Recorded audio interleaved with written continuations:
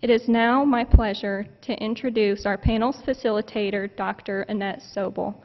Dr. Annette Sobel is the Executive for Critical Infrastructure Protection and Health Security Initiatives, teaching at the Department of Medical Education. She has served as a Major General in the Arizona Air National Guard, as well as the advisor to the Chief National Guard Bureau for the Civil Military Support during 9/11. Dr. Sobel retired in 2008 after 20 years of military service. She is the recipient of the Anti-Defamation League's Distinguished Public Service Award and NATO recognition for a lifetime of service devoted to understanding the science of weapons of mass destruction. Join me in welcoming Dr. Annette Sobel.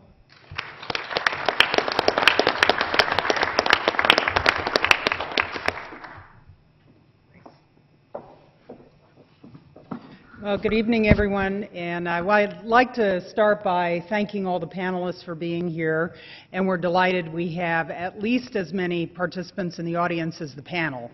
So, Veterans Day is a very special day. It commemorates not only public service, but service in the future.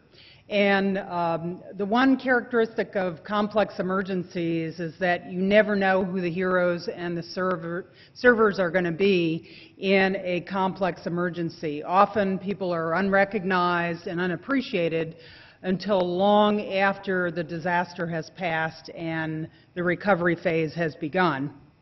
But I think the purpose of a panel like this is to really emphasize not only the interdisciplinary but transdisciplinary value of knowledge and capability that is brought to bear in the response in any public health emergency.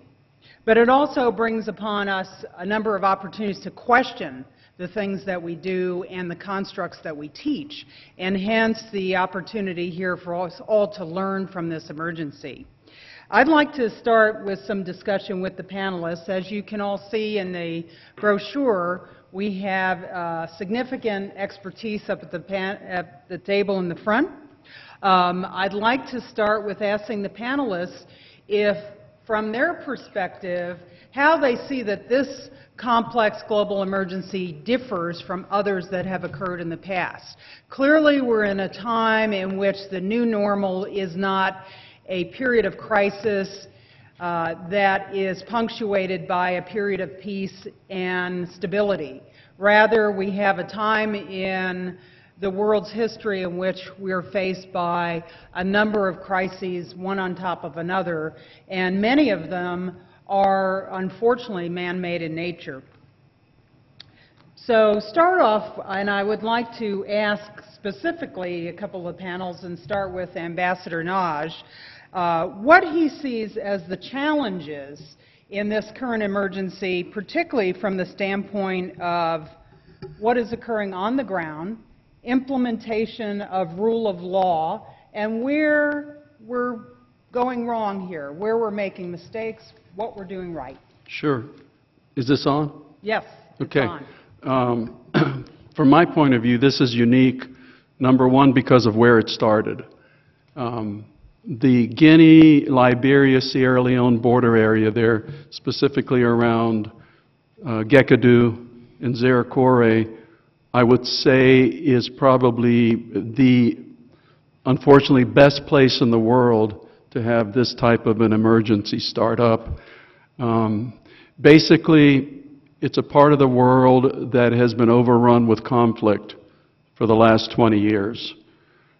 In each of those countries, there had been conflict emergencies, whether it's the Revolutionary United Front in Sierra Leone chopping off people's hands, or Charles Taylor's NPLF in Liberia that was killing people.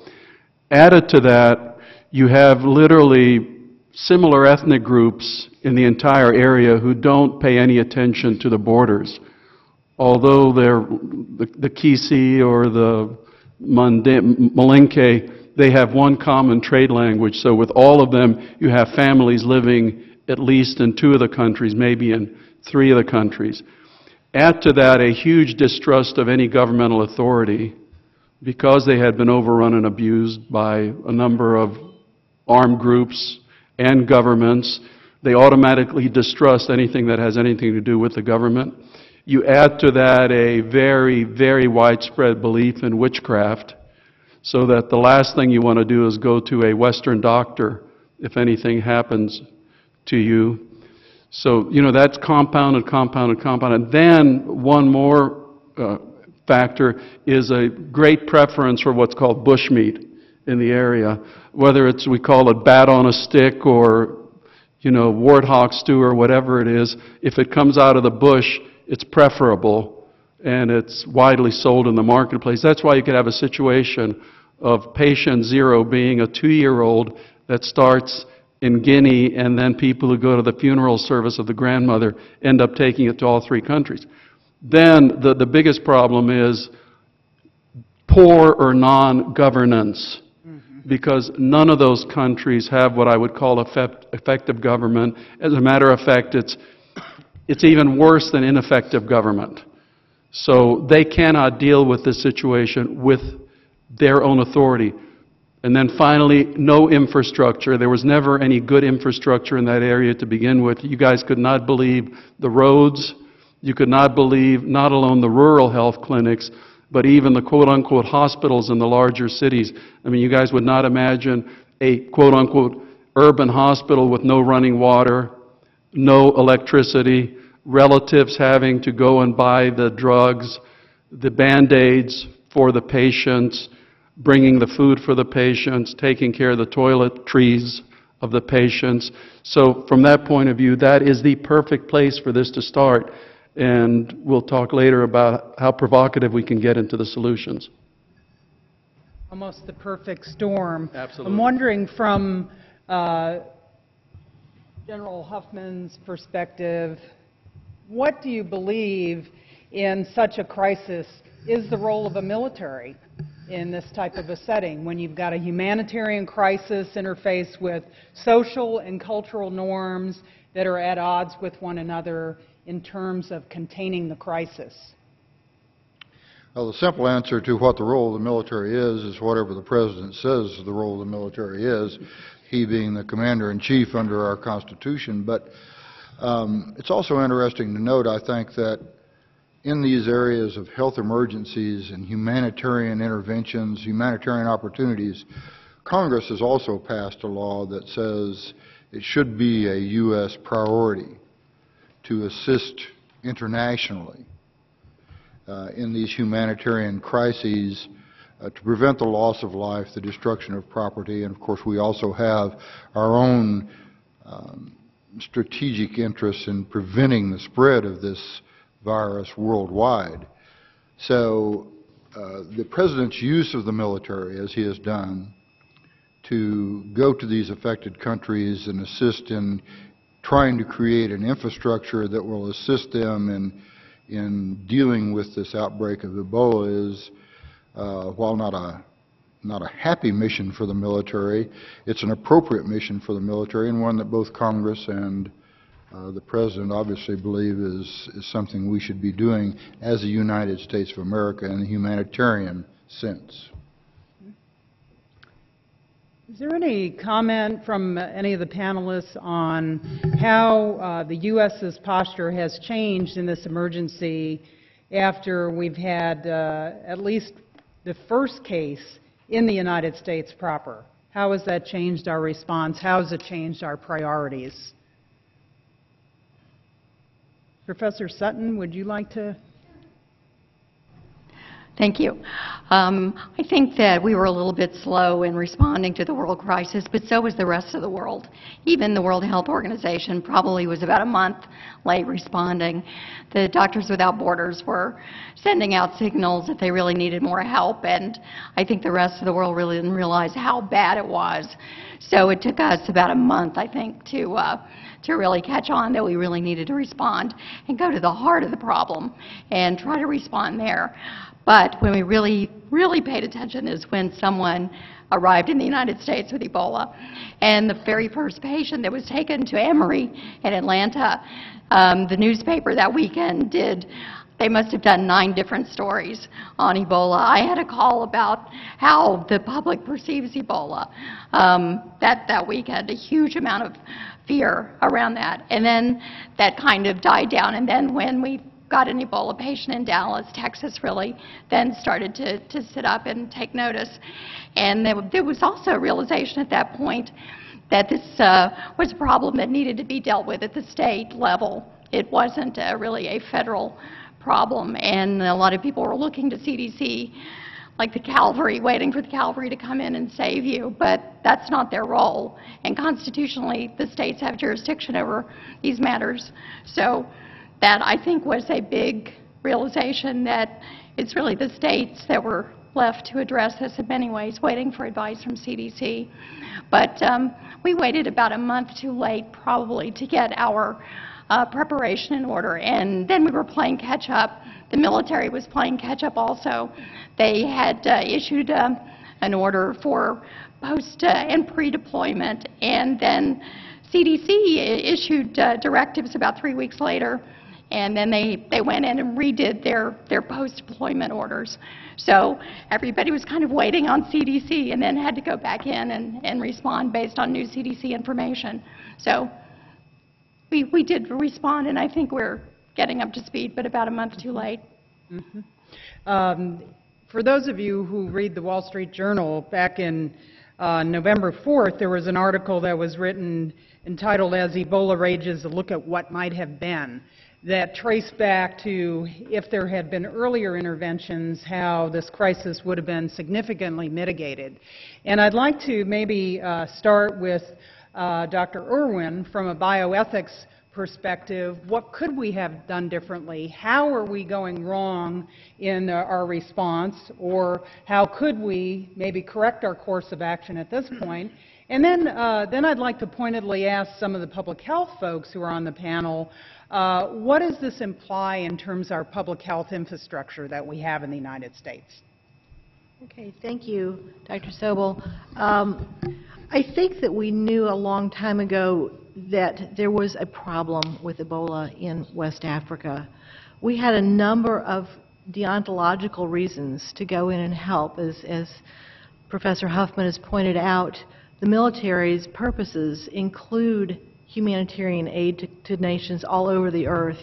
Thomas Friedman has written eloquently about how the world is flat and how commerce and exchange of peoples between nations create really one world. So we had these just human respect and human dignity reasons to go in and help this nation that was so stressed from the ravages of civil war and other problems, not to interfere with their economies or their nation, but to help them deal with the humanitarian health crisis. The World Health Organization and a number of other organizations would have supported that. I think, though, what we did is we waited until it landed on our shores in the form of Kent Brantley at JPS in Fort Worth, and then Thomas Duncan in Dallas at Health Presbyterian. And we had consequentialist reasons. We want to stop the spread of it coming here. Those are two totally different ethical groundings for going out and helping to contain the virus in the West African nations. I think, though, that we missed the opportunity early on to recognize that this is a small world, it's a small planet, and we have good reasons to help all human beings wherever they're located with their health needs. Thank you. I'd like to ask Dr. Simpson, one of our panelists who's been a very strong proponent for the construct of One Health, to maybe comment how this is a construct that's long overdue in terms of how we approach public health and public health infrastructure, not only here in the United States, but globally, and perhaps how that approach might impact our ability to respond more effectively and efficiently in such a crisis. Thank you, Annie. I'd just like to compliment Dr. Ambassador Nagy with a wonderful description you made of why this has exploded into an international crisis when the previous 20 plus Ebola outbreaks have always been localized in an interior part of the country. It just emphasizes not only the lack of infrastructure, the history of violence in the country, but also the role of borders. This happened for the first time on a border where 3 countries converge and immediately made it into commercial centers, into metropolitan centers. We just never had that dynamic before, since 1976 when Ebola was first identified. We think of identification of outbreaks as being a result of surveillance mechanisms, and they should be. Those of us who've done work in developing world, sort of a cynical saying that the definition of an outbreak is when the first white person gets it. And in some ways, this outbreak has been characterized that, because this outbreak began in December of last year.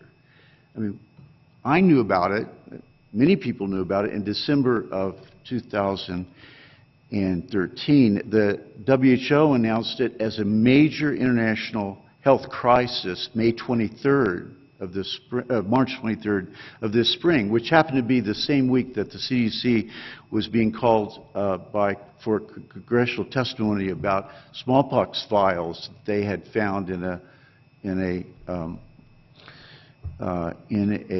shed in the CDC. So there were a lot of things going on that kept people's attention diverted away from what was evolving rapidly as Dr. Frieden said, potentially the next AIDS pandemic in the world. Surveillance, again, and the reason the One Health has such an important role in how we identify these kinds of threats globally, is that it views the infectious disease, particularly the emerging infectious disease, as the interaction of wildlife ecosystems, agricultural and domestic ecosystems, and human ecosystems. We've looked for deaths in primates as a sentinel for Ebola outbreaks, and they've been pretty consistent that way for the last 20 years. So surveilling, particularly species-neutral syndromic surveillance, that is to say, for collections of illness that are similar, people having high fever and diarrhea and dying at a rate of 70%, is a pretty dramatic syndrome. You don't know what causes it, but you really don't need to know what causes it to be concerned, to be excited, and to be bringing the full weight of the diagnostic capability the world has in making this diagnosis. This could have been made, diagnosis could have been made within 24 hours if attention had been brought to this outbreak a year ago in December. So the idea of global surveillance is key to the recognition of these outbreaks. It's not something we do very well. It's something we know how to do, but have just never somehow found the energy, the resources, or the impetus to do it.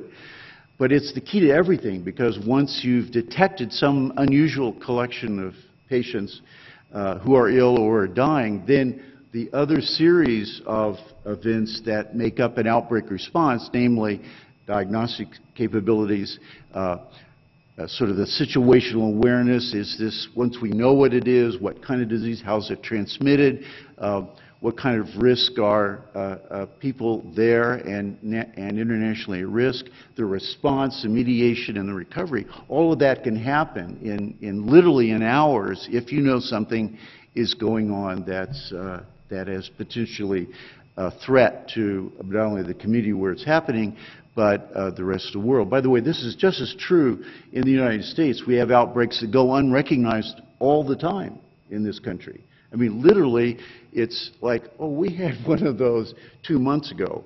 And so I'm not being overly critical of the world and not being able to do global biosurveillance well. It's just something that we as a world and even as a country have not committed to doing as well as we can. It is absolutely critical. And again, understanding how the ecosystems of wildlife and domestic animals and humans interact, and why surveillance of these ecosystems for clusters of illness that might present risk to the world, to humans, is so so critical to the understanding of how these infections emerge. So if we pull that thread, Dr. Warner, I know you've got great expertise in veterinary epidemiology. What are your thoughts on this topic? I mean, we always look to the human in our surveillance systems, but is that sufficient? And are we doing a disservice to the public by doing that? I would certainly echo what Dr. Simpson said. The One Health concept is growing in most people's minds. We've been doing it for a long time, and it is critical to keep an eye on the other species that inhabit the planet beyond humans. So what's been going on in West Africa, as he said, in the last 20 years, there are veterinarians on the ground. There are comparable veterinary organizations to Physicians Without Borders, and they're active, but funds are often an issue, and so there's just not the, I guess, just not the convergence of an adequate human public health infrastructure along with good veterinary public health infrastructure in West Africa to probably get this under control. Probably if there were more sources of animal protein in this country or these countries, and I don't know that that's you know, a very stable part of the economy. So they do tend, if they don't have chickens to eat, they do tend to go for the bush meat. And so this is going to be continuing as a problem. But the animal disease can quickly cross the species boundary into humans. I think there are many, many colleges of veterinary medicine that are emphasizing that students be trained in epidemiology more than they have been trained, and encouraging them to have an international view. Certainly, there's a huge global commerce in animal products, and you know, we invite, if you will, things of this nature to happen if we're not careful. Our country, the United States, has several laws and regulations about importing animals into this country.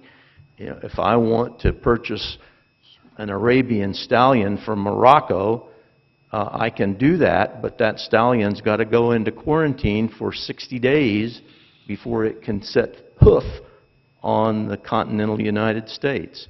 And so we've been able, with those kinds of regulations, to keep animal diseases relatively under control as far as importing anything that we haven't seen for, you know, our history. So along those lines, here we are sitting in West Texas. What do we have to offer?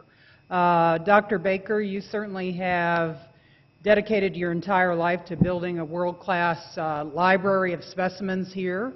How could that even help? I mean, here we are, fairly remote setting here in West Texas. How could we possibly contribute to a solution? Thank you. My name is Robert Baker, and I've taught freshman biology at Texas Tech for 47 years. One of the things I tell freshman biology is that life can be explained as just molecules trying to replicate themselves. In the history of keeping record of the population of the United States and of the world, there's only been one time that the population of the world has decreased. During all other times, it has increased. And in that one time, it was the Black Plague took away a large number of people. But the whole complexity is that we are overpopulating the world with people. We're overpopulating the world with lots of different kinds of animals, importing them. We're complicating all the issues of how biology associates across the government, across the the way we're trying to survive, the way we're trying to take resources. And at some time, those molecules trying to replicate themselves will come into a form like HIV. But HIV did not take over the world because HIV didn't have a very effective way of transmitting itself from one group of people into another group of people. But if HIV had been transmitted by the same mechanisms that the flu is transmitted by, and the same life expectancy had been, it still would not have been too terrible a disease, because we would have taken a long time for the disease to incubate. But this year, the flu season will show up and over 30,000 Americans will die. And that's because it's an easy disease to transmit. And if Ebola were transmitted the same way that the flu is transmitted, and the same activities had occurred where people were running around after they had been exposed, and the actions that we took, West Texas would be embracing Ebola and lots of others. Ebola is a simple virus, only has 7 genes active in it, and it's not a it has a limited ability to transmit itself.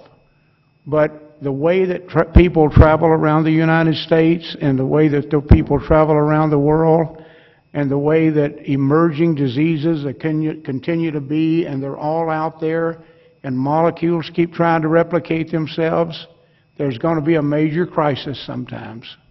And it's going to be soon. And I don't know what soon is. It may be 10 years, it may be 100 years, but it's going to impact the whole human race, and the whole human race is going to decrease. And that's just basic biology.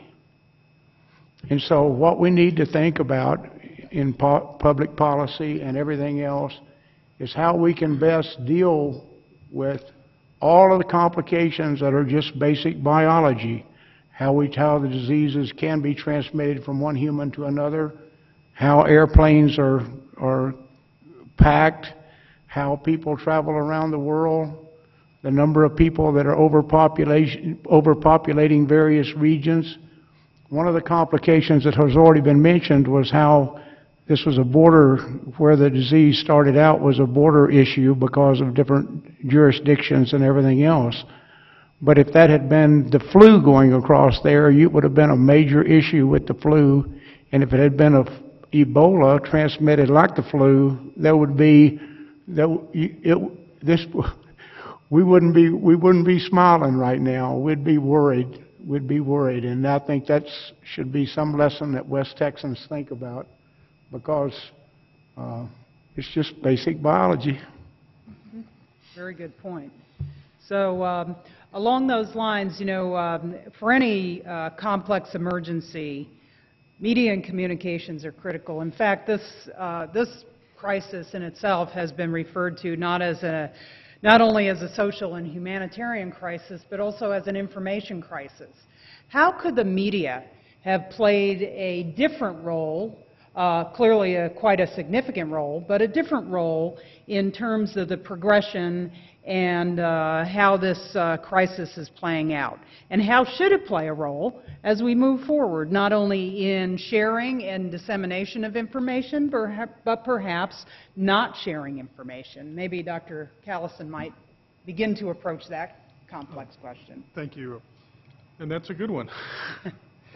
I think one of the things about this crisis that is different than typical crisis communication that we've experienced going back maybe 10 years previous is social media being such a big part of this. We have a social media tracking lab in our college where we can track all social media output globally that happens over any given time span. And a couple of weeks ago, we were looking at applying for a grant and tracked just hashtags on Twitter alone of Ebola over the weekend. We started on a Friday afternoon and said, let's just see where it's at on Monday.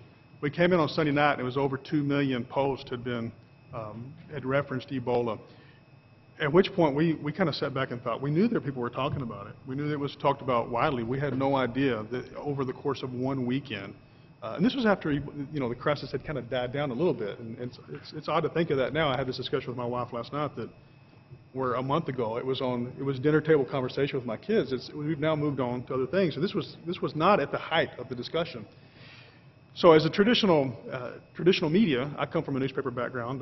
It seems like a long time ago, but 15 years ago I was working in San Antonio for the Express and the Light, working in a newspaper we called Heritage Media. We weren't competing with voices that I would dare to say some of the younger consumers here would look at what they see off their Facebook feed, what they get off of Pinterest or Instagram or off of any social media outlet. They would see that as credible, if not more credible, than a traditional media feed where you have ideally some level of expertise among the people covering the topic area. And so as the media tries to, the traditional media and the trained media, let's put it that way, try to put together content that they can help stem some of the concerns, help combat the concerns, where traditionally you had to just worry about what information was out there and what information that you could either bolster or you could try to retract. Now in an environment where 2 million posts happen over the course of a weekend, where and some of these were obviously most of them were outrageous claims of how you could get it, how you couldn't get it. It's almost an unfair match with the media trying to keep up with that. And so I would say, from a public relations standpoint, which is where my research area is now, my professional background in crisis communication and speaking on behalf of organizations, I would say you get out front, you have a consistent message from a single source of information, and you monitor yourself what's going on in the social media atmosphere, which anymore you can do that for, I think, about $35,000. You can buy that kind of equipment that we're running in our college. You can't tell me the CDC doesn't have that type of equipment, that you know what misconceptions are out there, what's being communicated, and the media and your sources of information who the media feed off of can combat and say, no, this doesn't happen this way. No, it's not going to spread this way. We know that's what people are talking about. I get the sense, at least in Dallas initially, the conversation of what was of concern with Ebola was happening among a small group of people, not among the citizens of Dallas. And there should have been more communication with the people in Dallas of what their misconceptions were, the things that worried them, as opposed to a bunch of people sitting in a room saying, here's what we're going to say regardless of what's going on in the audience, in our sphere of influence. And so I think the media needs to work with people in those organizations to have a very good sense of what the public's concern is and where the public misconceptions lie, and have that conversation of no, things that concern you shouldn't concern you, and the things that you're not concerned about at all are the things you should be worried about. Absolutely. Would any of the other panelists like to respond to that question? Professor Barr, do you have a About the media? Yeah, sharing information and making information accessible to the public. Well, my insight on this whole thing is I would have hoped that this would have drawn attention to general disease spreading and infection control issues. And I think we missed a real teachable moment of the role of essentially the role that our centers of where sick people gather, hospitals, doctors' offices, clinics, the pharmacy counter at Walgreens. I think that we are remarkably careless and have a strange sense of security about general spread of disease. And I would have hoped that perhaps people might have taken a step and said, you know, those two, you know, horrible that those two nurses got Ebola. People must be getting things in hospitals all the time. You know, I'm telling you this is true, but I was hoping people would think that. And that was a fine, an excellent hospital. The only difference between that and the others is they were really more like military units. I mean, they weren't real. The hospitals that are the specialty care centers are drilling, you know, like they were doing nuclear missiles. They are not representative of excellent hospitals in the U.S. And Dallas Presbyterian is representative of, you really wouldn't imagine anyone's doing better than they are on a day-to-day basis. And, you know, I think, for example, when you go to Market Street at night on 19th and everyone's there in their scrubs, I'm just horrified. Yep. I don't think you should be allowed to leave the building in your scrubs.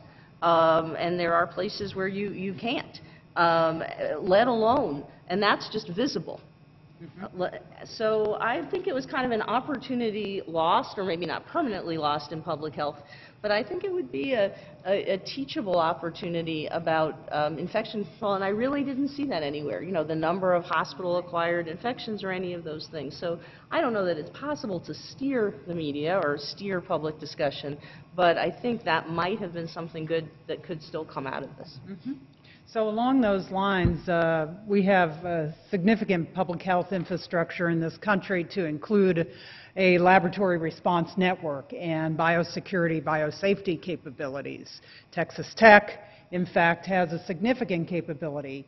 How might this capability be brought to bear, leveraged, if, for instance, there were another outbreak in the United States, or if we extend over time an emergence and reemergence of other infectious diseases that our LRN might play a role in? How might we play a more significant role? Dr. President. Thank you, Dr. Sobel. Really interesting comments. I'm from the perspective of zoonotic diseases and surveillance and biology and public perception. It all plays into it. An LRN lab is a laboratory response network, and it was established around 2001, or if not earlier for some of the labs, but it's a network of laboratories primarily in the United States, but around the world, to conduct that surveillance that we've talked about. There's disease outbreaks all the time.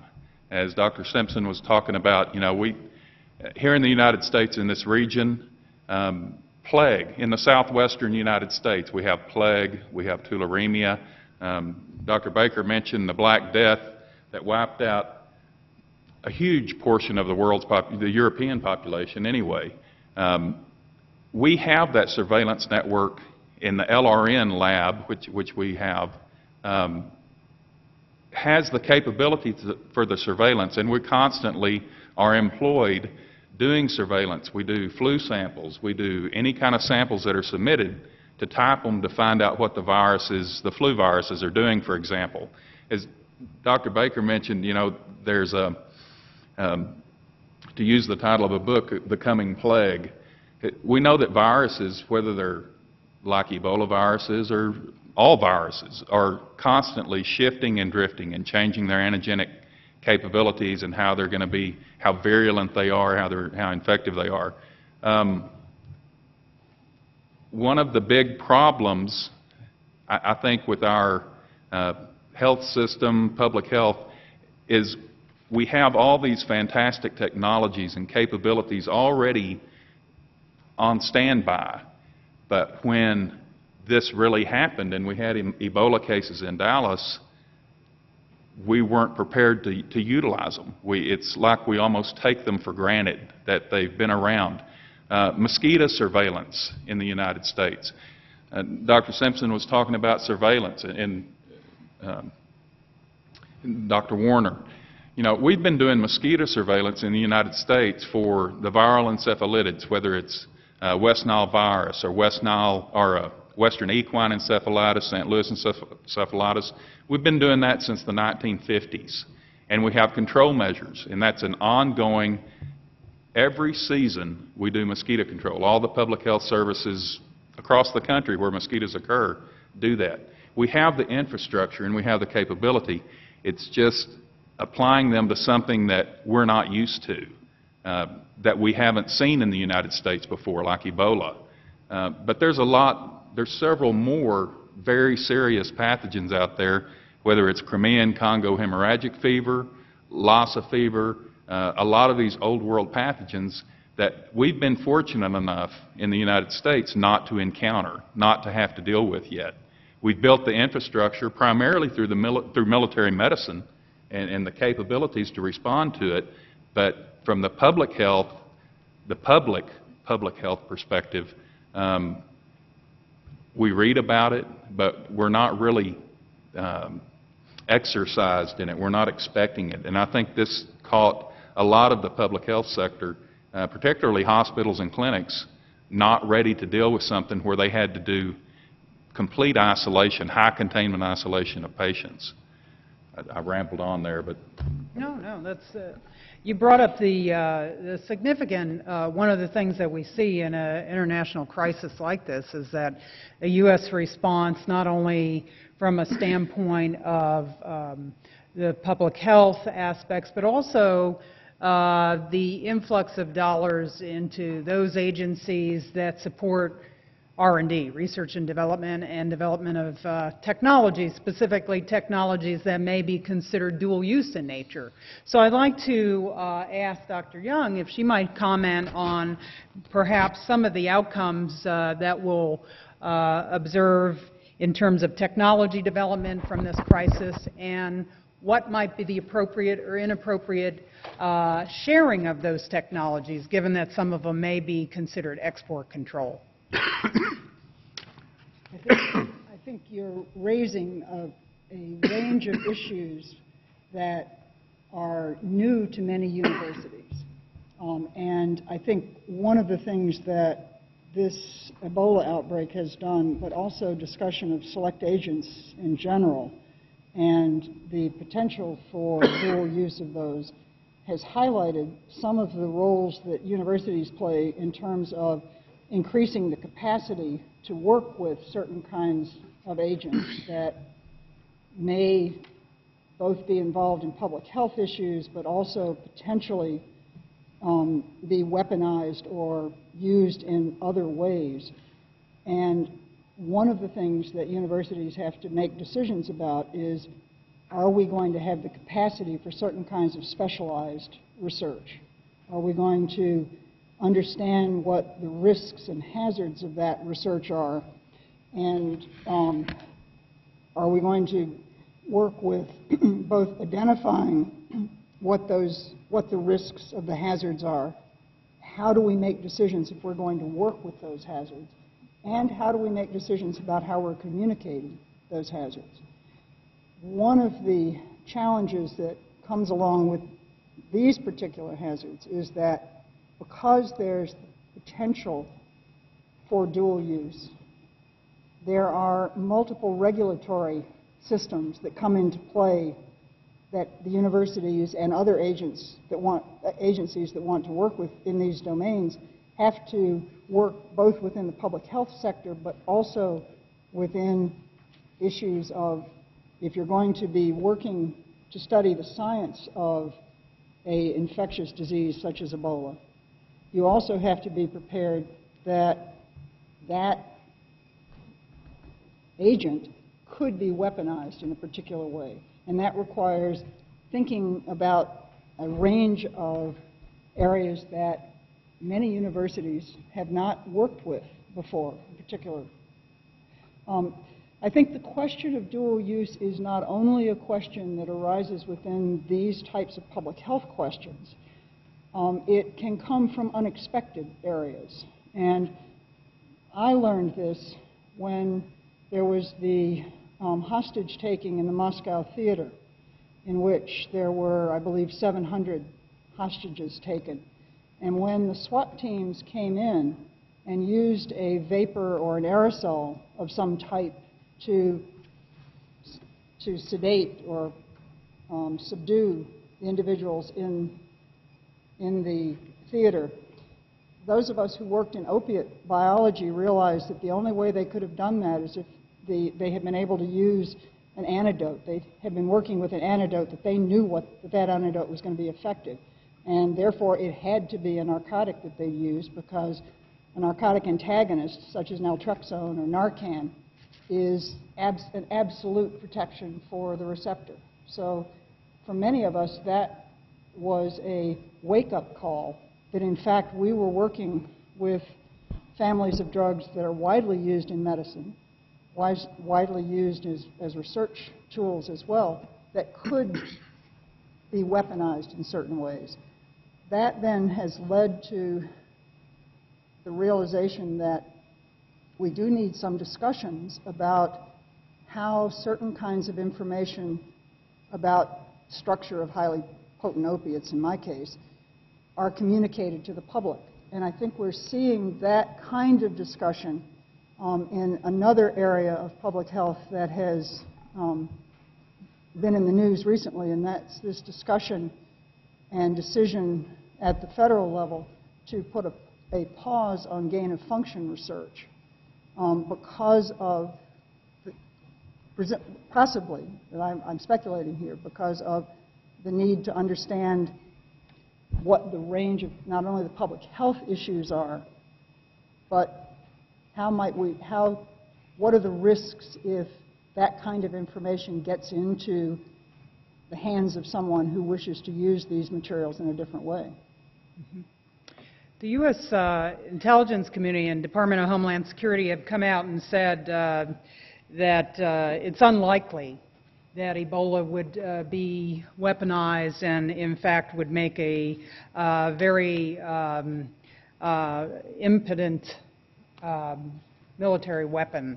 However, you're bringing up a very good point that in that type of setting, how would the U.S.'s national security posture be changed? How would our position and our stand on ethical use of investigational new drugs be influenced if we, at some point in time, did make that determination that this event were a terrorist event? So, and perhaps I'd like to ask Dr. Irwin if you might comment, or Dr. Sutton. I'll take the question of the emergency use for emergency research for investigational new drugs. In the event that we did see some sort of a weaponized Ebola, and I can only imagine that it would be some sort of a differential distribution. It's not by contact with bodily fluids, but more aerosolized, which would be a large change. But in that case, what you would see is a widespread emergency. And in emergency research, there is a waiver provision for doing research. There's also possibility for waiving under the public health powers. But I think that what you want to do there is engage the community in conversation, let them know, make sure that you're being very transparent, and that you invoke the notion of solidarity, which is one of the public health ethics principles, that we're all in this together. So I think there would be ways to do the research, but it would have to be extraordinarily emergent. One of the things, and I'll speak to this from a legal standpoint, if this had been a biological weapon or used in an attack, it would have changed our response. And we had some experiences with anthrax. And there were a number of directives that had already been developed by the President which set out a procedure for responding to a biological attack. And there's a constitutional reason for this. When national security is at stake, the federal government has the lead, and from that, the FBI was given the lead to investigate, and then CDC and others followed. And this was supposed to be done cooperatively with the states. If it is not a biological weapon, right now it's not considered to be a threat to national security. So the jurisdiction and the activity remains within the states with epidemiologists. So the response, you would have seen an entirely different picture of responding federal government to the situation as opposed to the states in 50 different ways responding to Ebola. And back to the states. As you know, Texas created their own task force. New York, New Jersey joined together to create their own kinds of quarantine. Illinois also created some restrictions on people traveling in from West Africa to their state. Louisiana did. So we had every state doing very different things. If this had been an attack, this would have been a very different kind of response, and you would have seen very specific federal guidance probably all the way across the board for that. Now, that said, I think this Ebola event really challenged that notion of an emerging infectious disease being a threat to national security. So in many ways, it was very disruptive. It was very costly. It cost Dallas a huge amount of money to go in and to clean up the apartment, for example. It was a tremendous hit to their budget just to go in and sanitize the apartment where the the Duncan family was staying in quarantine. So it can have huge impacts that can affect the economy and can also have a substantial effect on interstate commerce and also a threat to national security potentially if it threatens businesses being open and so forth. And we've dealt a little bit with that in the past. Swine flu came to the forefront as potentially being threatening to national security. And Congress actually passed a swine flu vaccine compensation act based on the premise that it was a threat to national security and had an effect on interstate commerce. But I think that we would have seen something entirely different from the legal response to that. Interesting. I'd like to, at this point in the program, we're more than halfway finished. I'd like to open up the discussion to the law students specifically and other members of the audience if you have questions of the panel. Dr. Sobel, I'd like to suggest that maybe the editorial board of the journal stand up That would and be great. be recognized. Journal for Biosecurity Law. And it's just stand up and... Very good. Yes.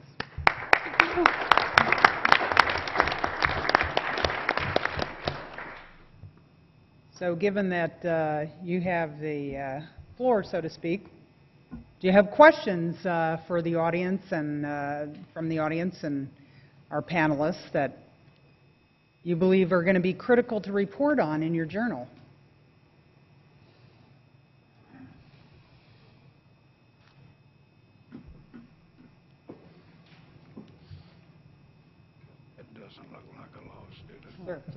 I have a question, perhaps primarily for Walt, but I think probably anybody on the panel might want to talk to it. Tibor, perhaps you could talk to it also. I'm interested in trying to assess the cost versus the benefit of sending the military into areas such as the kind that Tibor describes, which is what we're talking about. Obviously, one of the costs would be that one or more likely multiple military personnel will come down with Ebola and, of course, would perhaps ultimately bring it back to the United States. The benefit, I suppose, would be that if they do it right, maybe they can stop it in a way that the locals can't. Just thinking about that, it strikes me that the costs are likely to exceed the benefits, but I may be wrong, and if either of you two want to comment on that, I'd be very interested in hearing what you have to say.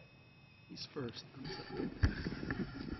Well, of course, the costs are significant when you send the military overseas, and in terms of physical costs, the costs can be humanly expensive as well, as you just detailed, depending on what happens.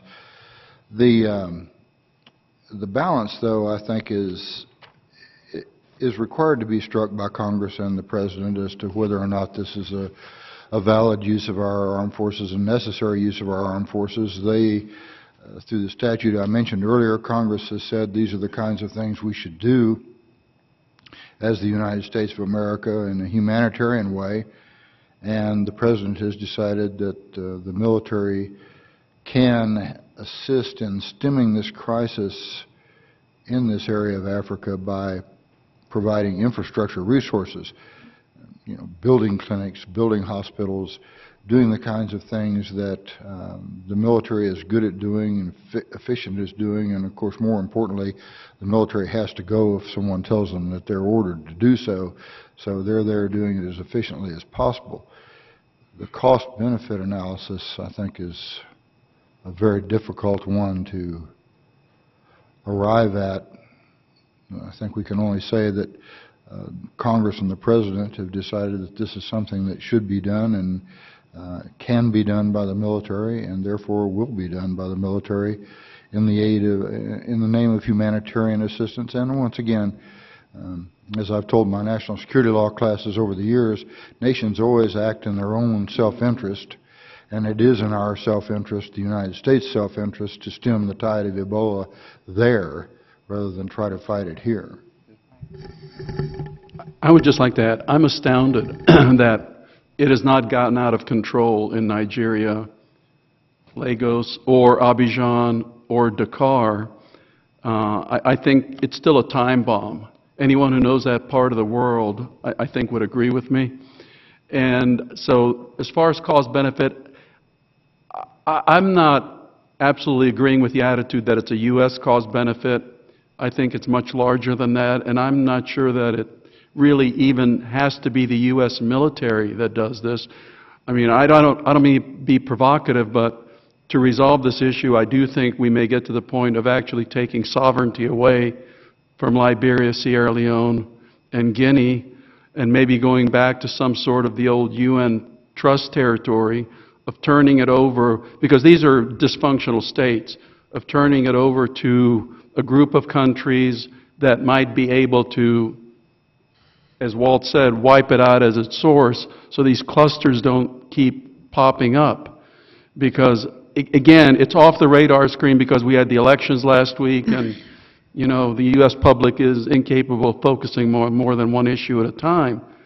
But we have to remember this happened with one toddler, 2-year-old, that crossed the border, and then it all started with a funeral service. So, you know, we can talk about cost-benefit in financial terms, but I have no idea how big this could get if we just let it simmer.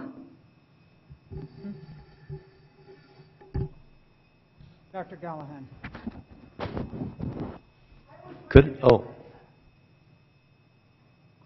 I was just going to say, based on my military experience, we do things like this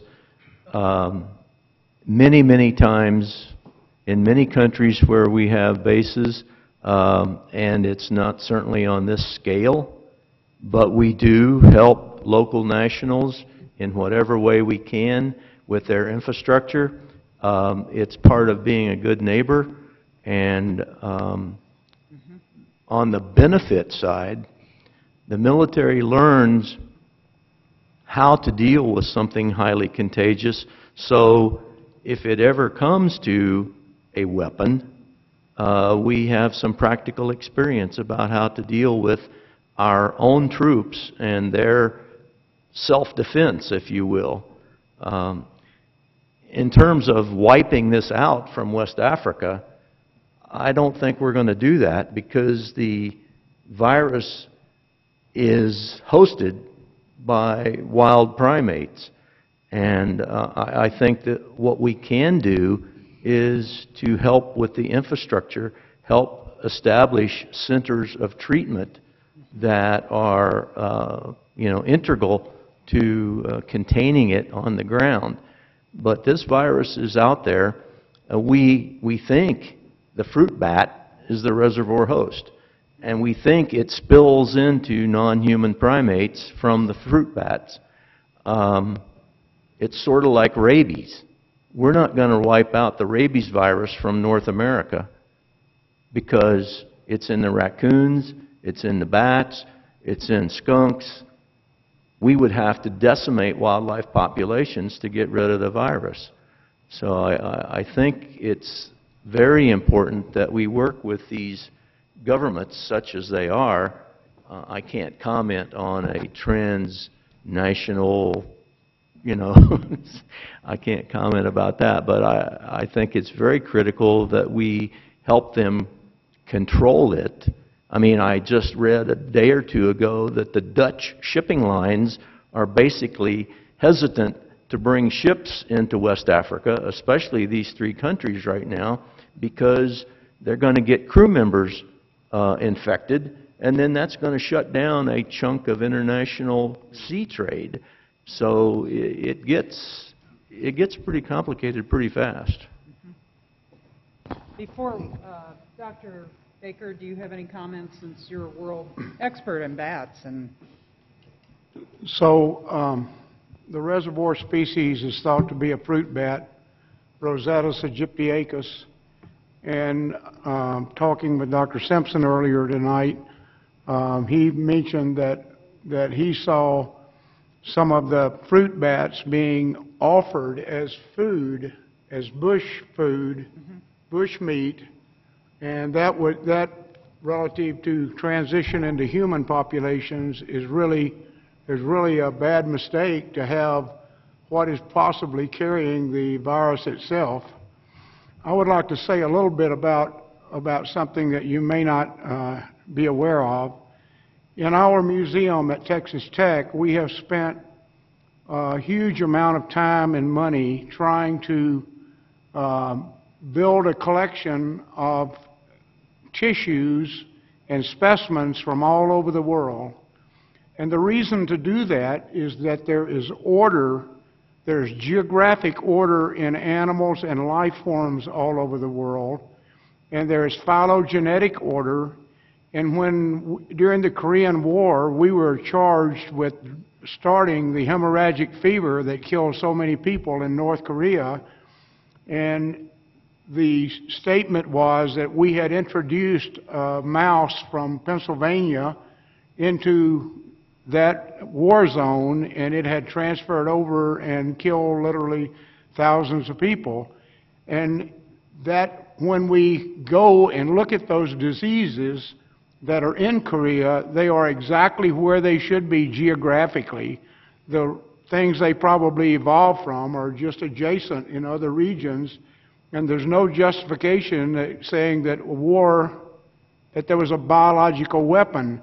But knowing whether it's a biological weapon or not is going to tie back to a lot of things like Dr. Presley's studying, where we have phylogenetic order and geographic order, and we know where, once there's an outbreak of some emerging disease, we know where that disease is, whether it's a naturally occurring disease that's just emerging, or whether it is actually maybe some recombinant DNA form. There's a hantavirus in Europe that everybody gets, and there's a hantavirus in Texas and New Mexico that some people get. And if the one in New Mexico is very fatal, and the one in Asia gives you a snotty nose, and if you could take the one that everybody gets and make it as fatal as that, you could wipe out a major part of civilization, perhaps, before we would be able to figure out how to get it controlled. Mother Nature gives us lots of hints about how to deal with things. And one of the things she does is that primates begin to die in areas, and that means we should be worried about Ebola.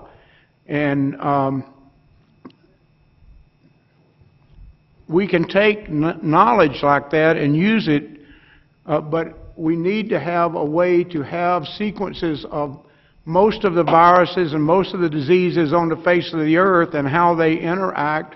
And so you can see if something is a recombinant DNA thing or something. I mean, we could start a war if somebody thinks that somebody's brought bioweapons into the United States and turned them loose. But we needed to have the data to be able to make the right decision before we jump into a war.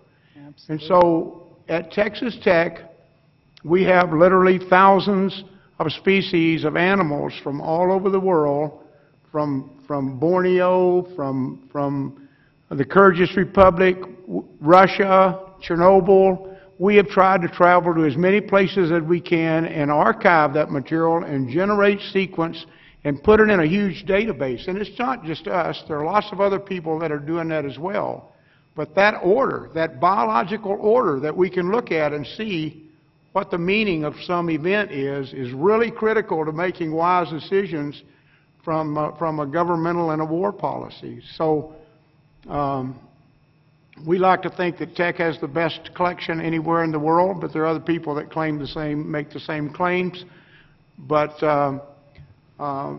having that collaborative effort by society over the world is really important to making wise decisions. Mm-hmm. Very good point. Thank you. So I can't be more thankful that Dr. Warner and Dr. Baker spoke up, because it segues beautifully into my question. So we're generally reactive?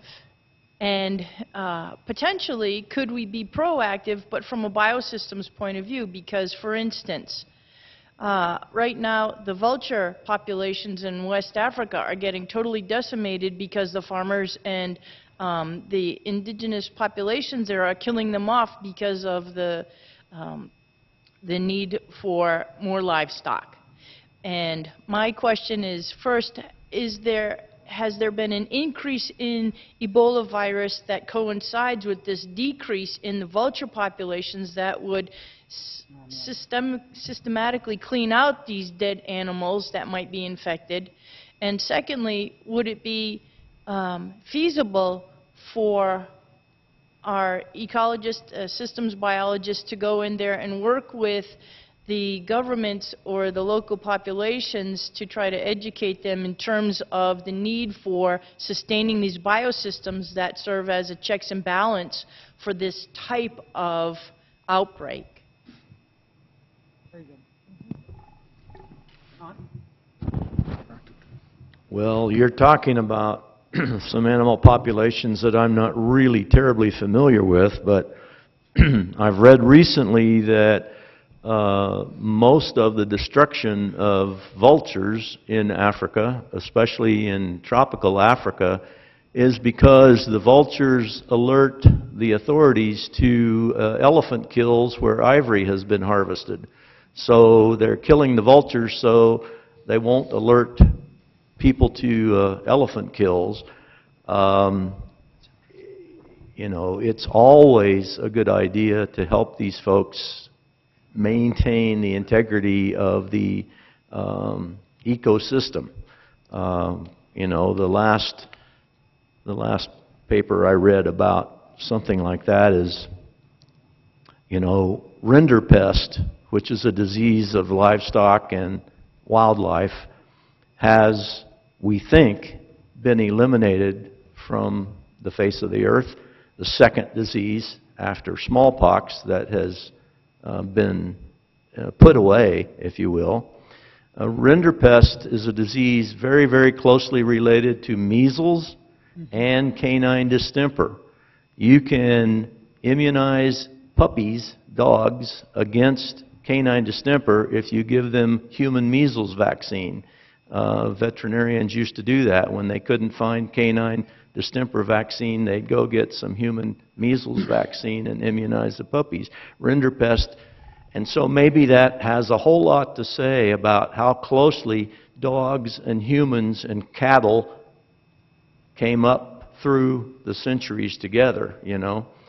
When rinderpest epidemics hit in Africa, back in the 50s, 40s, 50s, and decimated the wildebeest, and the lions had no prey, the lions started to come into villages and eat dogs. And now sometimes we have problems of canine distemper in lions. And also the lions started feeding on people. There's an interesting book called, or was made into a movie actually, The Man-Eaters of Tsavo, I believe it was. So I went a long way around that. But it's always beneficial to work and keep ecosystems intact, because when you don't, then something's going to take advantage, as Dr. Baker and Dr. Simpson and others have suggested. You know, one thing that Mother Nature, quote unquote, abhors is a vacuum. And if we disrupt the system, something will happen that we've never seen before. Can I make a comment about the concerns about ecosystems prospectively? It may surprise you that there are, it surprised me, that there are 10 Ebola vaccines that are in various stages of production, and there are biologicals that are being used. That's all a result of 9/11, you must know, because the funding for unusual, exotic, potentially dangerous pathogens has been entirely from the DoD and DITRA and DARPA and Homeland Security around biothreat agents. And so, interestingly, we're presented now with a international health concern that these agents, these vaccines can be maybe be useful. But one of the vaccines that almost certainly is going to be tested in January is a vaccine that is a attenuated vesicular stomatitis virus, which is a virus that causes illness in horses and cattle. It's been attenuated, and an Ebola gene has been inserted into that virus. The idea being is that the attenuated virus will replicate at least for a while in a recipient of the vaccine, therefore stimulating the immune system and causing an immune response to the Ebola gene. But anybody that is thinking about it can be concerned that when we test a vaccine that's in an attenuated vesicular stomatitis virus, regardless of how effective it turns out to be in humans, we have to be concerned that a attenuated vesicular stomatitis virus doesn't, in fact, jump to important ungulates in the region, namely horses and cows and goats and sheep. So it's these kinds of issues about the interaction of ecosystems, this worldview that we're collectively calling One Health, one world, one health, one medicine, is as current around how we test vaccines against Ebola as it is trying to figure out how did a virus that probably was living normally in Egyptian fruit bats, maybe for millions of years, find its way into humans. And of course, that's whether it's bushmeat, whether it's densities of individuals pushing into areas that normally people didn't live in, or testing attenuated vesicular stomatitis vaccine. There are really a lot of complex consequences to how we interact with our ecosystems, whether our own or the wildlife. And I think it's part of our responsibility to think through these kinds of events. And when vaccines are tested, when this vaccine's tested, I can guarantee you, in Liberia in January, there are going to be people like Dr. Warner that are going to be out monitoring ungulates in the region, just on the possibility that we could be inducing an outbreak from the vaccine in ungulates. So it's a great question, but understand it's an ongoing responsibility, an ongoing challenge, and a very complex question that you're asking. Mm-hmm. Mm-hmm. There was a question over here. Wait for the mic. Well, we're recording this, so the mic would be helpful. Thank you. Thanks. I was curious about the interplay between the nation state and international organizations like the World Health Organization and Doctors Without Borders. This is definitely a global problem, and it seems like that at each point that each one of these kind of subsets of people have different roles in some respects. So in terms of the surveillance and prevention, it sounds like the World Health Organization has a lot to do with that, but also universities and the CDC on the national level. What would y'all recommend in terms of streamlining that process and potential recommendations on how we could do better in terms of allocating certain roles to these bodies? And then, unfortunately, that's one of the weaknesses in much of Africa, especially the countries we're talking about, because at the end of the day, the nation state has sovereignty. And they can, if they want to, allow NGOs to operate in their country, or with 24 hours notice, they can kick them out. And basically, it's the same for the UN agencies. They can or cannot. And that's one of the fundamental problems here, because you have 3 countries with totally dysfunctional health systems. So they depend on NGOs to deliver what are basic fundamental health services, because the government clinics and hospitals often don't function. So you have a patchwork system instead of an integrated, systematic operation. And when I was ambassador in Guinea, that used to drive me nuts because I'd get the U.S. NGOs together who wouldn't talk to each other except over lunch in my house. And you find out that two NGOs are building an HIV/AIDS clinic literally in the same village across from each other. So that's a huge issue. And that's why I was saying that if this gets much worse, say, and gets out to Nigeria or Cote d'Ivoire or other places, at some point the world may just say, sorry, you know, at this stage, national sovereignty is not going to trump the danger you're causing to us. But then that would go to the United Nations and Security Council and a whole other range of supranational issues. Yes, I concur. One of the things that the World Health Organization has done to make this more of a seamless process is the approval of the international health regulations in 2005. And this was really triggered by the incident of SARS. And you may remember in 2003, SARS was a new virus that we saw became very contagious and spread around the world very, very quickly from Guangdong, China. And it was at that point that the world and the international and the World Health Organization realized we've been revising the international health regulations for some time, but this is a real trigger to get them out there. And anyone who's a member of the World Health Organization are bound by the international health regulations. And they immediately put out a protocol based on those regs with the Ebola incident. And part of those regulations were giving countries guidelines on what kind of precautions, what kind of controls. One of their biggest, most controversial recommendations was don't close your borders to these countries. And that became very controversial, but they stuck by that throughout the entire process. And a lot of that is to drive to make sure people still get food in those countries. Otherwise, you really shut down their economies.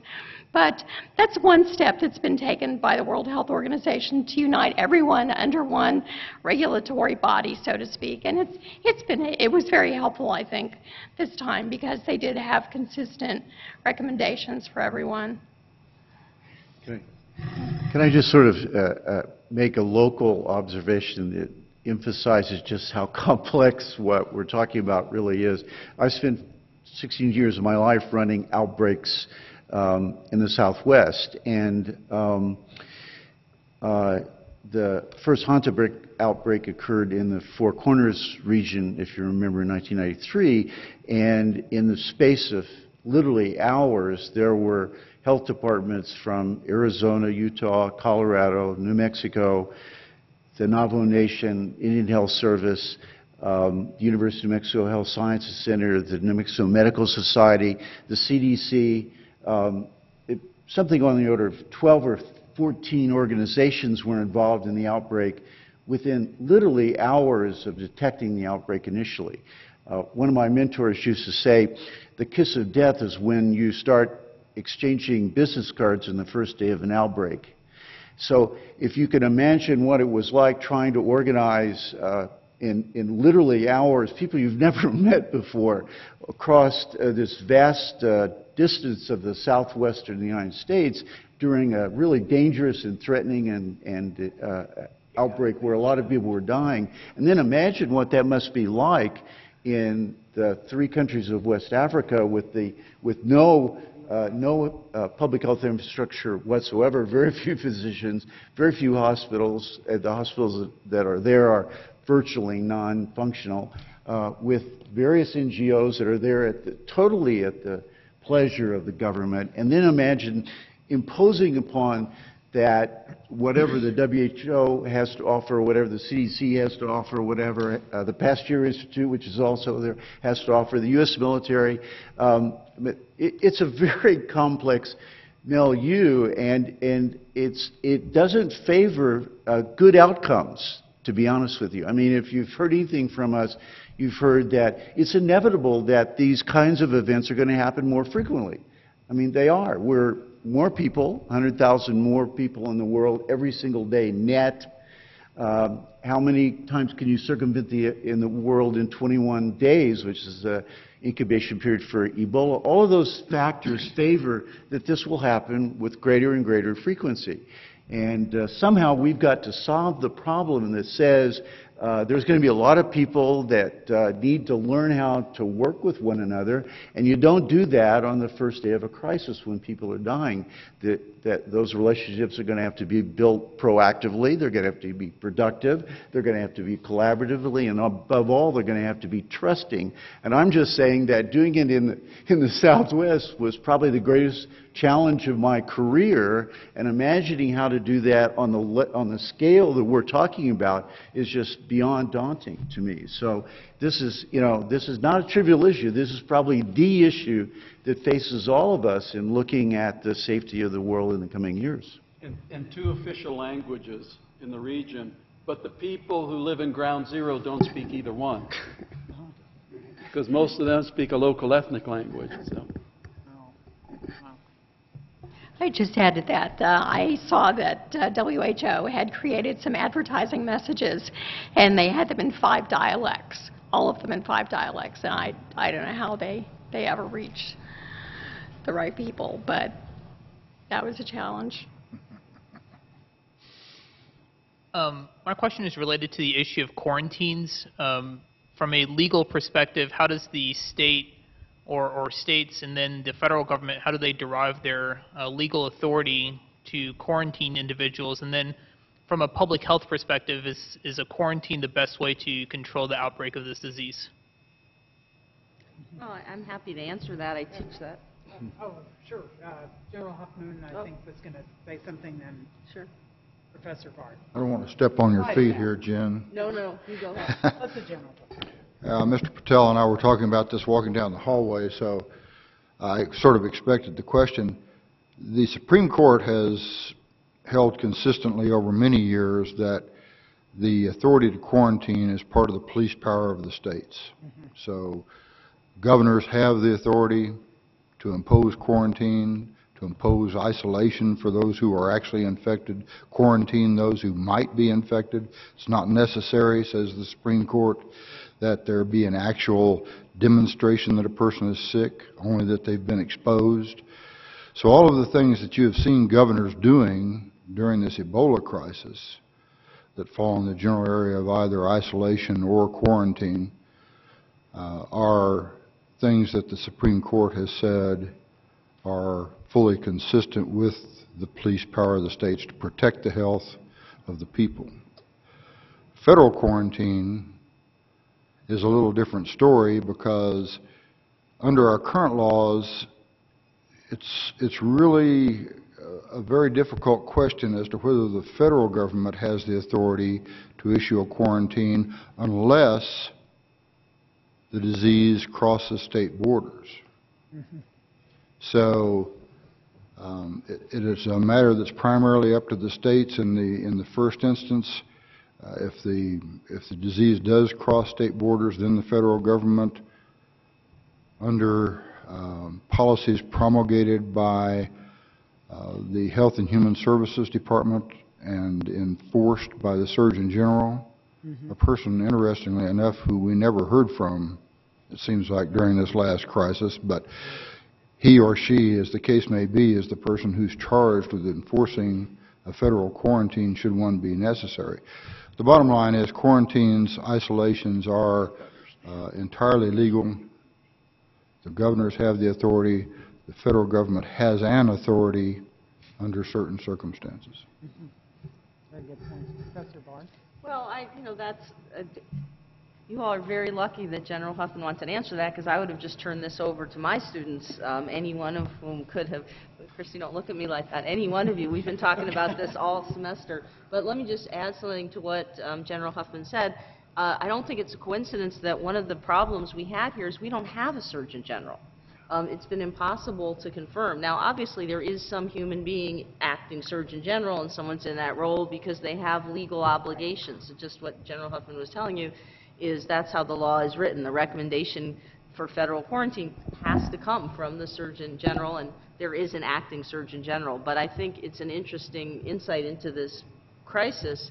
What would be different if there was somebody in that job who this was their full-time, job, and they were not sort of acting or filling a place. So it's I think, a notable hole in our response that we don't have a Surgeon General. And to add to that, there is a surgeon in that position for AFRICOM, the Africa Command, and we have not heard anything in terms of policy recommendations from that side either. I'd like to just bring up a suggestion that I've made over the years. And instead of relying on the CDC for these kinds of issues that become very federal, very national, very global, that we activate the Public Health Commission Service, PHS, because their enabling statute actually authorizes them to become either a civilian or a military service, and they can be changed into a military command if necessary. But they do have a core of medical people who should be deployed to deal with civilians, which is very different than what we could do with the military, because we do have laws, the Posse Comitatus Act, that prevents military personnel from having direct interface with civilians. And we do have this commission that could be activated. And I was in Washington last week, and I raised this idea with some of the folk at the National Security Law Update. And they said, you know, we talked about that, but we get a lot of resistance because over the years, they've fallen out of that role, and they've become very complacent, and they don't want to leave their offices, apparently. So I think if we tried to go back and look at that enabling statute and try to reinforce a real core that could really do something with the civilians in a federal disaster, a biodisaster, that we really have some work to do in that area with new leadership maybe, and new staffing even. But I think that's a possible solution that we should look at. Very good points. Could I just comment from a person who actually implements these kinds of laws? Every state has an isolation statute, and they use them fairly reasonably, very frequently, because of tuberculosis. Remember, there's a difference between isolation and quarantine. Isolation is you're isolating somebody who's got active disease.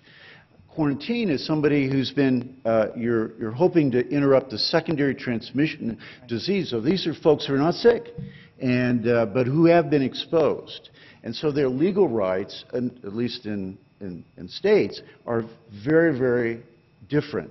An isolation statute, I was waiting for Maine to go to court over the nurse who was there, because for those of us who do this, there's no way that the court was ever going to impose quarantine, forcible quarantine on her, because the standard for the isolation statutes, again, largely implemented around tuberculosis, is the individual's a clear and present ongoing danger to the community. That means that they have infectious disease and they're unwilling or unable to meaningfully participate in their care.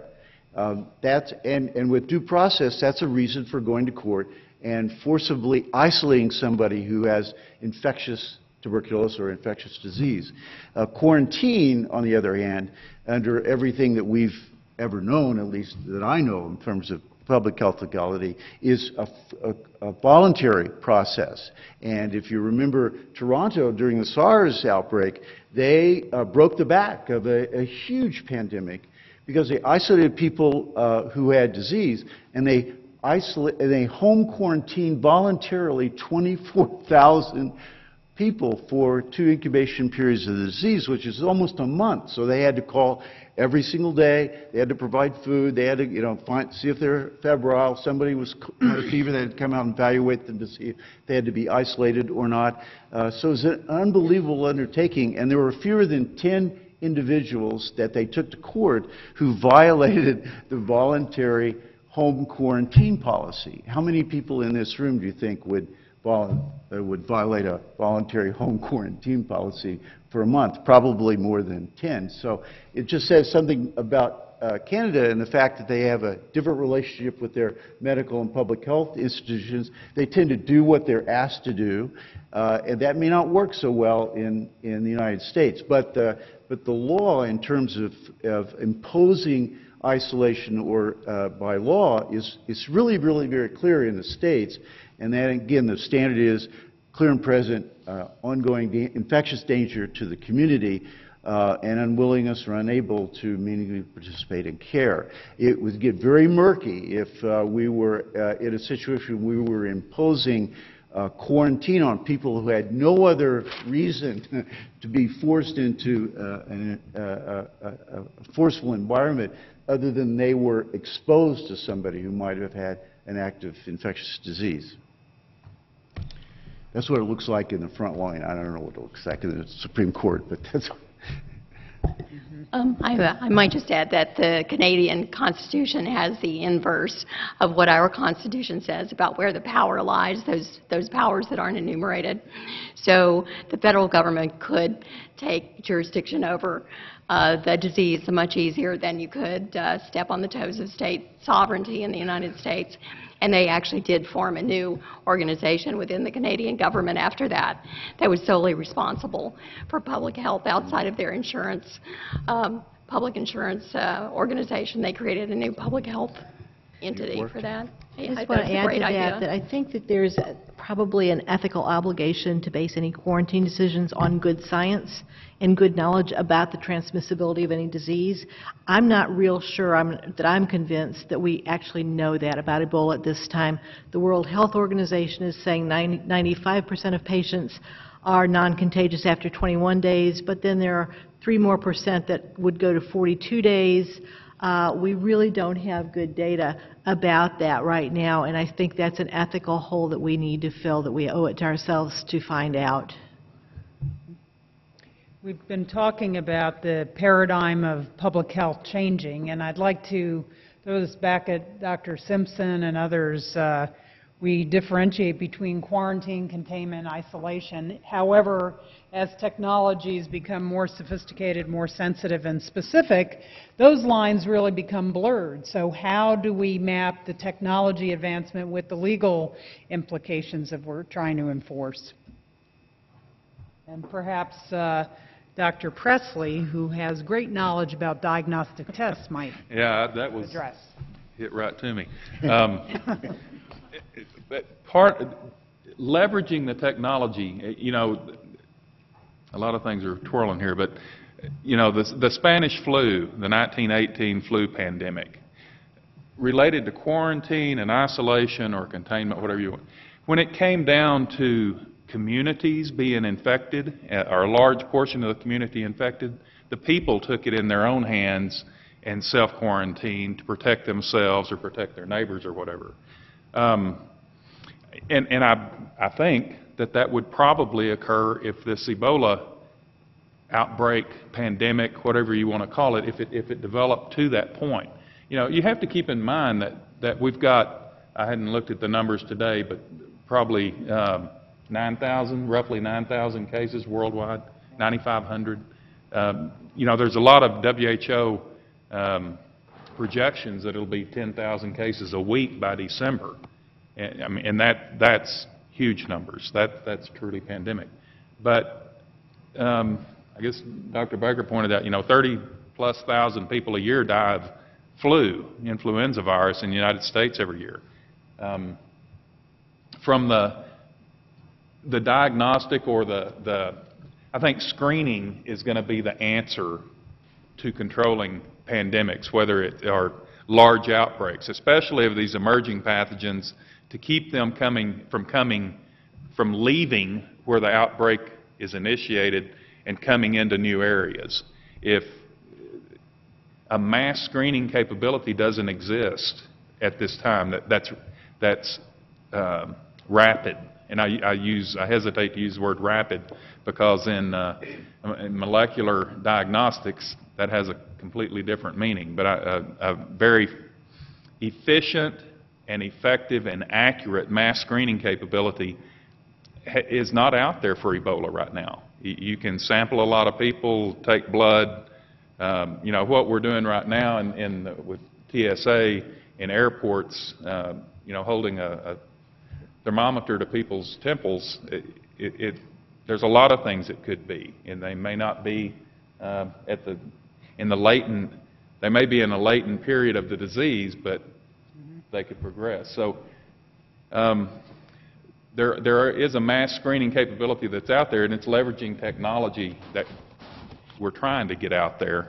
But I think that's going to be the key to a lot of emerging pathogens or resurgent pathogens worldwide, particularly zoonoses, where we can international travel, rapid or fast international travel was mentioned, I think, by Ambassador Naj.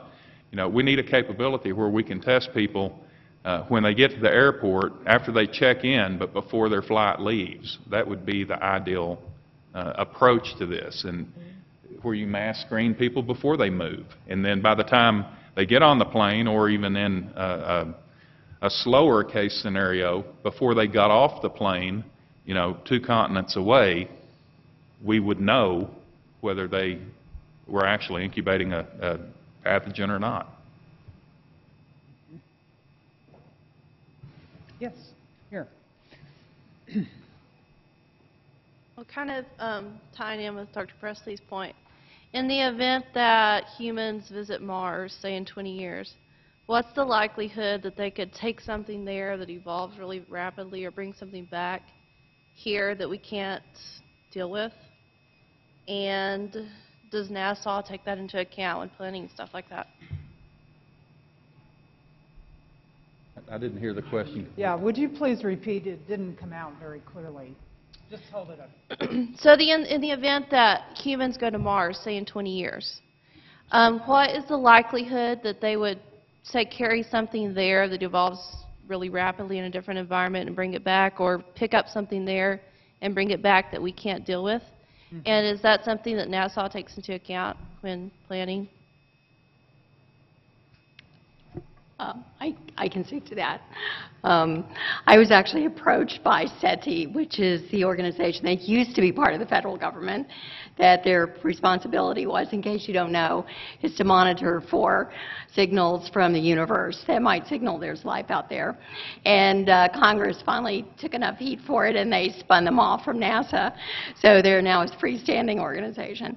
But they were actually doing work on how to set up a biosafety laboratory for receiving materials back from other planets that may or may not have life. And we've been practicing some of that ever since we sent people to the moon and brought moon rocks back. They've been quarantined and isolated, but they were seriously engaged in creating a set of guidelines for handling materials that were being brought back. So I guess Andromeda strain made an impact, but I'm glad that they're thinking about it. I think it's a good thing to be thinking about. So they are working on it out there. And with pathogens like with the prions, just a mutated protein particle. It's not a living pathogen. But mad cow disease or Crutchfield-Yacht disease or chronic wasting disease in deer, we have these pathogens, these diseases that are evolving all the time. And it goes back to the question about the vultures, and excuse me, but I want to back up just a little bit. There's currently, within the past month or so, a huge anthrax outbreak in white-tailed deer in South Texas. I mean, large numbers, more than 50 deer on a couple of ranches. And the buzzards they won't eat the anthrax-contaminated carcass. And the reason that's relative is that transmission, this one health concept, where wildlife diseases may be transmitted to domestic animals. Those domestic animals may transmit that pathogen to humans through human interaction or to pets or whatever, because anthrax, Bacillus anthracis, is non-discriminant in what animals as far as livestock, wildlife, or humans that it infects. Directly related to your question, smallpox brought into the New World by the Spanish explorers, it wiped out millions. And so I don't think much about Mars diseases, but and I'm not belittling them. It's just, is there life out there, and what form is that life? And I don't think we will know until it happens. Very good point. I'd like to ask Dr. Collison, because this looks like it's an opportunity really for education of the public as well as our students here at our institution, but what would you propose in terms of a strategy to engage media and communication more broadly in educating the public and being part of the public health system? I would think that initially you need we talk about one voice communication patterns. Typically that happens through organization, or you think of the hospital situation in Dallas where you have a spokesperson, one voice. I think in a situation like this, which is in fact not only national but global, that there would need to be a voice that represents the entire gamut, not just what's going on in Africa, not just what's going on in Philadelphia or Dallas, but someone who can speak with some position of authority and some known commodity. And so in terms of crisis communication, this is a fairly typical scenario in which you have rapid response, rapid development, and public concern on a level where conversations start up independently and it evolves on its own. From the media communication standpoint, I think the idea would be to get a single person who we could all, when you saw that person speak, you would know that person does represent all the way from NGOs to hospital situations to different governmental bodies, and have some credibility in that situation. That's the kind of work we do now, is trying to determine what person can represent and speak to a broad group of people with a credibility that cuts across various cultures, various education levels, and those things, like many of the stuff we discussed here today, is ongoing research, and ideally to... And whose responsibility is this? Is it the government's responsibility? Is it the private sector? Is it academia? Is it a combination? Well, from the research standpoint, it's the people who have the knowledge and the ability to put that data together, and then what we do now is publish that in SF grant that you're working with us on right now, try to get that out into the front of the people, for someone that can make a decision that we now know this will work or can work, and from the standpoint of who becomes that person who makes that decision, that's plaguing us across the board in all this discussion, is who is the person to stand up, or what group stands up and says, we're going to take responsibility for this, and you're going to come to us, and we're going to coordinate the global effort. We can do what we can do from the standpoint of being researchers and being people in the medical community and the credible community that speaks about these issues, and hopes that hope that it evolves into a situation where there is a definitive expert. Yes, here. Hi. So my question is about the screening process of people coming into the country. One of the many things that has shocked me about this Ebola crisis has been finding out that part of the screening process was simply asking people if they had symptoms or if they had been exposed to someone with symptoms. And my first thought was, if I'm in Africa and I think I might have Ebola and maybe I'm not educated on how it's transmitted, and I think that my only chance of saving my own life is getting to America, I'm not going to be honest.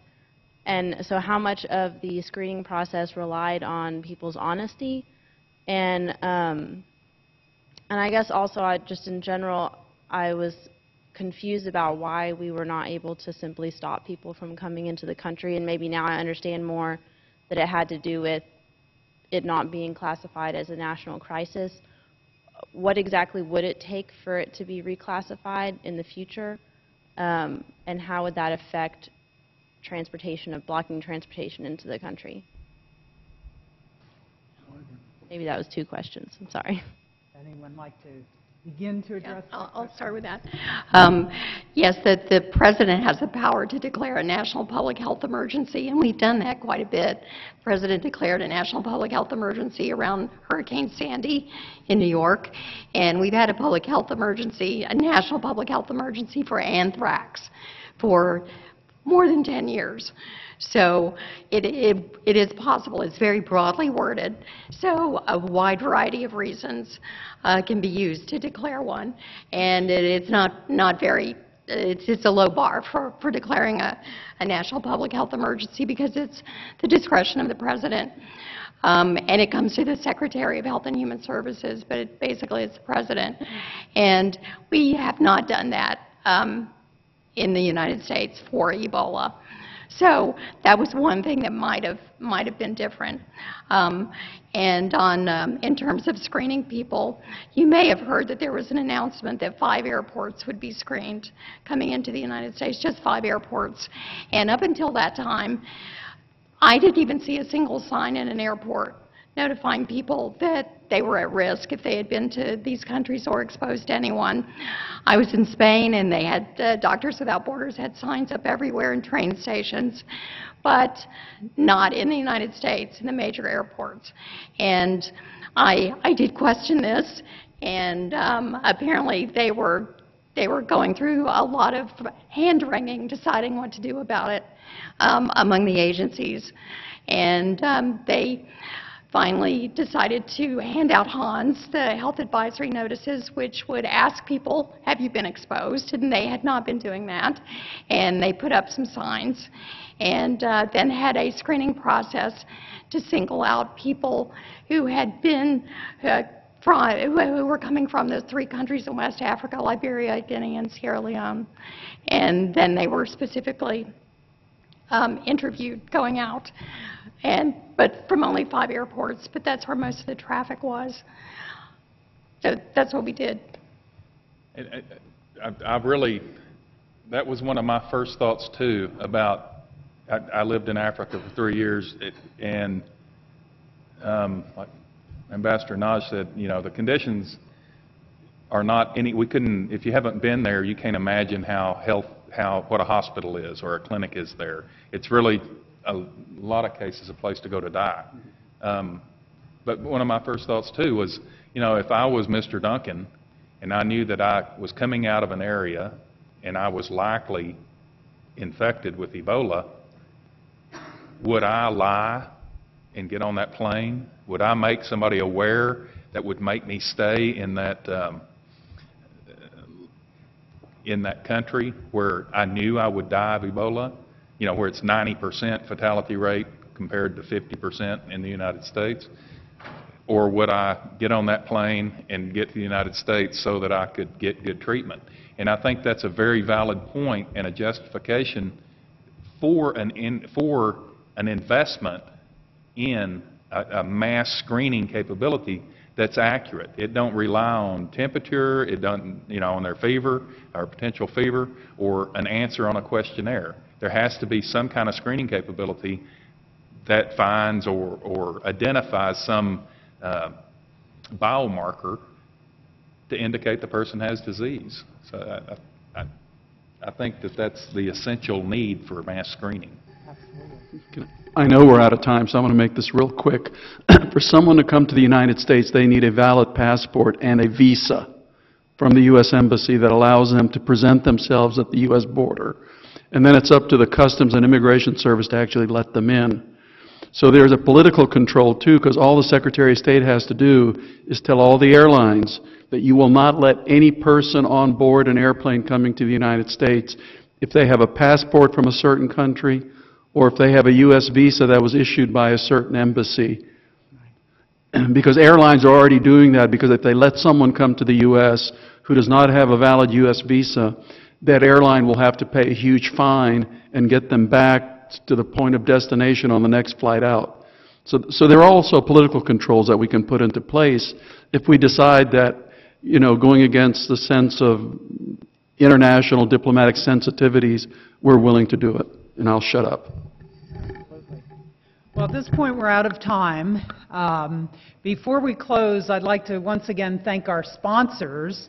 Vice President for Research Rob Duncan, whose office was so generous in supporting this activity, Military Law Student Association, Law Military Association, the Journal of Biosecurity, Biosafety, Biodefense, Tech Health Law Association, Texas Tech Department of Medical Education, and especially the Office of Continuing Education, Medical Education, Myra Jones's office. To that end, please, everyone fill out one of the questionnaire feedback forms. It'll help us a lot to ensure that future programs are beneficial to the participants in the audience. And also, don't forget to pick up your CME or CLE certificates, whatever is appropriate. And I'd like to thank the panelists for your generous time and sharing of your expertise. We're going to have a reception for a half hour out in the foyer, so please join us. Thank you so much.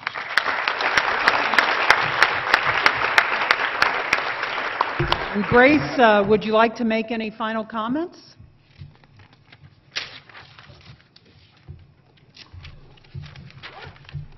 No, other than to reiterate my thanks to everyone for coming out this evening and making this event possible. Thank you.